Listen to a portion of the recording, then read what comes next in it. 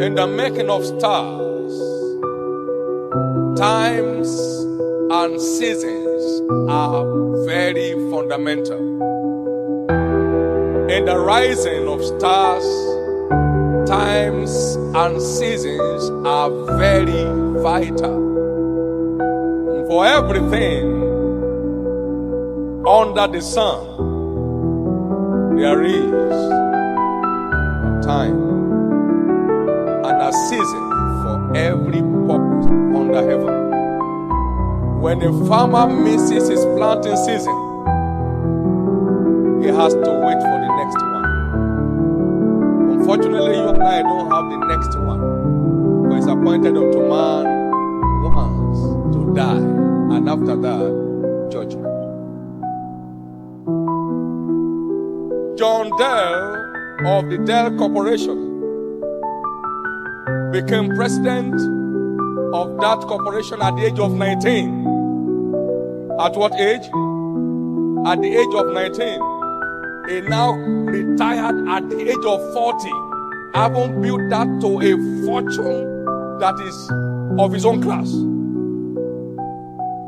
A number of legends in the faith, men, giants such as Kenneth Hagin of blessed memory, Oral Roberts, Kenneth Hagin, all got on their feet in their teens, 18 and 19.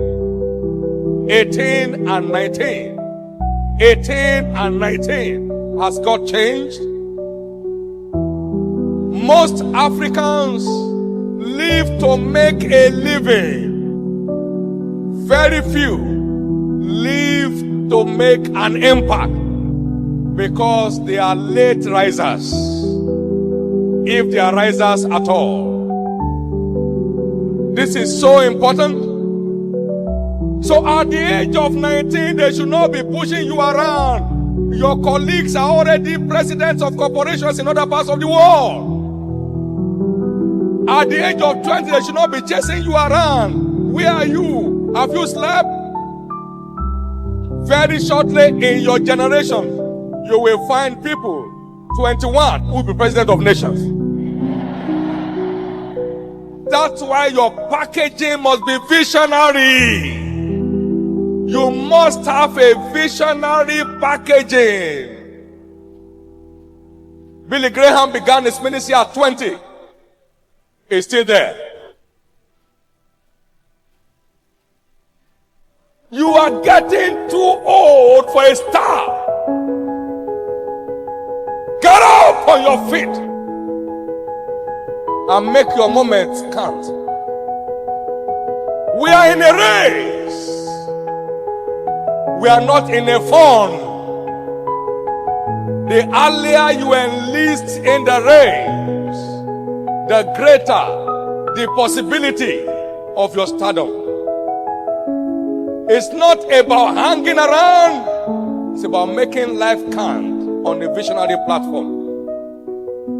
You don't have a spare life. Strive to make the most of this only life you have. I said some time ago, those who don't have spare tires, they don't drive rough. Anything they see, they dodge it because they don't have a spare tire to change it. You don't have a spare life, so stop driving rough. If this tire punctures, you are grounded. Stop living rough. You don't have a spare life. Stop driving carelessly. You don't have a spare life.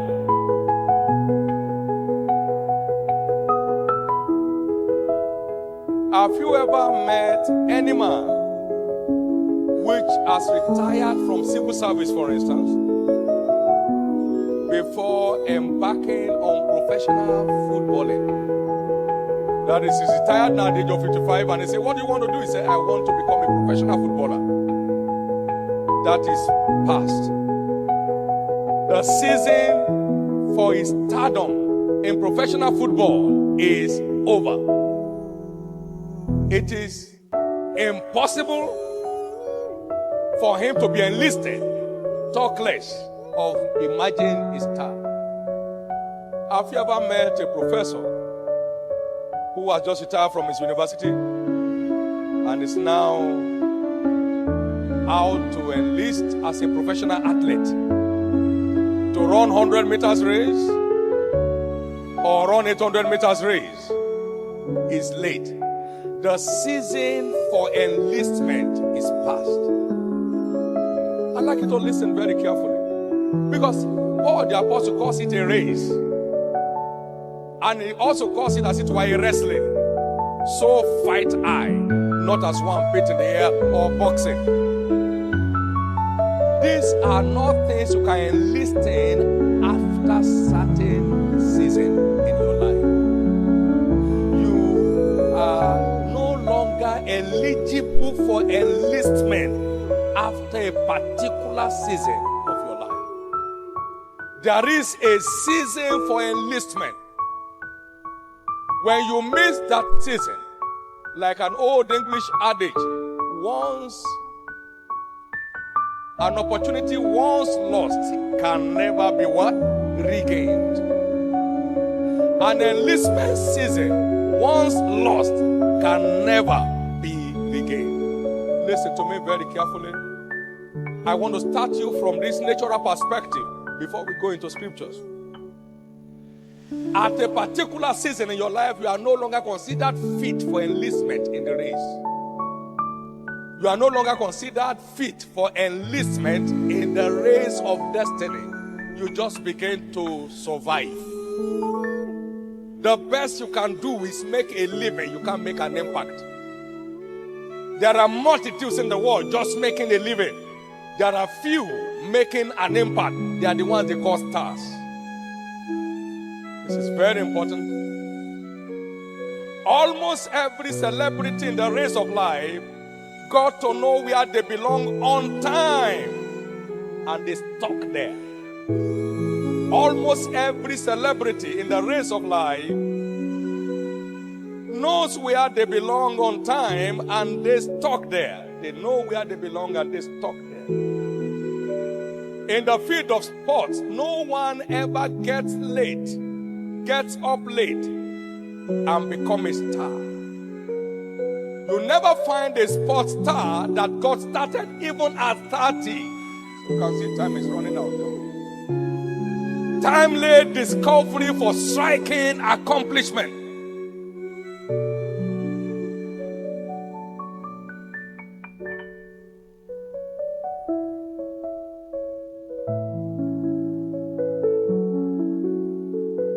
Joseph the Great, in Genesis 37 verse 2, at the age of 17, he caught a vision. And he was operating in the consciousness of that vision. So much so that when Potiphar's wife wanted to pull him down, he said, "No, I know where I'm going." The Bible records that it was at the age of 17 that Joseph got his dream. Now you are 19, you have no dream. You are 20, you have no dream. You are 21, you don't even know the meaning of a dream. You don't even know where you are heading for. And by the age of 30, Joseph ascended the throne. He was 30 when he stood before Pharaoh and became the prime minister of the land. Life is not about laughing and yelling. Life is a business. You are either making losses, recording losses, or making profit. If you are older than 12 and you don't still know where you are going, you are not in line with Christ. From the age of 12, he knew his father's business and he was hanging around it. If you are 17 and you don't have a bearing for your destiny, you are already working behind schedule. You need to wake up. I'm privileged to be in the ministry. I have never seen any late comer in ministry that ends up a star. I've never seen one. And I love biographies a lot. How old was Michael Faraday when he struck the deal? He was a teenager. How old was Benjamin Franklin? He was a teenager. When he was spending his food money to buy books, and by so doing developing himself until he became a legend. Both of them were printing apprentices. They were apprentices in the printing shop. Both of them taught themselves how to read and write because one of them had only 2 years formal education. But with a sense of mission, they gave meaning to their life. You know how many schools you have gone? Most of you are graduates already. These ones didn't go to school, but with a sense of mission, they made their life to count. Michael Faraday, who never went to school, suddenly became the envy of his professor that he was a lab attendant with. He was a laboratory attendant when he emerged, a world-acclaimed scientist with a sense of mission. I'm happy you are quiet. Majority of you are already behind schedule. The reason for this meeting is to dig around you and fertilize your life and let the star in you begin to find expression. You know, one of the benefits of vision is self-discipline. You can't know where you are going and not package yourself to arrive there. That's why when they say your flight is so time, you are going so where. I mean, every other thing is under your control to meet that time, isn't it? Every other thing, particularly if you are going on, an international flight, and they say the gate will be shut at 10. You leave your food behind to catch up with the flight. I'm saying the flight of destiny is about taking off. And are you still loitering around the streets and joking all around and jesting everywhere and doing nothing to show that you don't want to miss the flight? You can't really have where you are going and not be committed to getting there. Because Joseph could see himself on the throne, he knew that Potiphar's house was only a passage to the palace. He would not be trapped in Potiphar's house. It was only a passage for him to the palace. So he packaged himself dangerously, not to be trapped in Potiphar's house. He got to the prison. He was a reigning king in his mind. He was in charge of the prisoners. Just like the great man Nelson Mandela said, many years as a child, he sat behind a small Baptist church in South Africa. It was in the heat of apartheid. And he said to himself, someday I will be the president of these people. Someday I'll be the president of these people. What he saw in the prison should kill him, but his vision was alive. There was a time they dug the pit like those apartheid people were doing and put him in the pit and covered his body with sand and were urinating on his head. Someday I'll be the president of this people. Vision was living. Even though the body was dying, vision was living. Did he become president or not? You can't have a vision and not have the endurance and not have the discipline to maintain your course to actualize that vision. Because I already saw a 50,000 seat capacity auditorium. I will not be deceived by 5,000 people gathering. Or now think, oh yeah, we got there. We are not there. Where we are going is still farther than where we are. So let's go. Can I hear your loudest?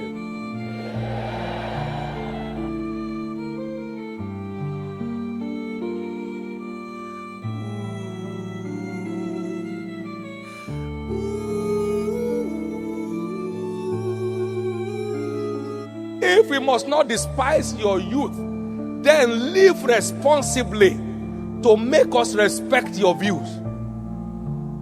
You can't be living an incorrigible life and expect us to respect your vision of being an apostle. We can't. Because your life does not portray what you are claiming to have as a vision. Let no man despise thy youth, but take responsibility to command respect. Take what? Take responsibility to command respect.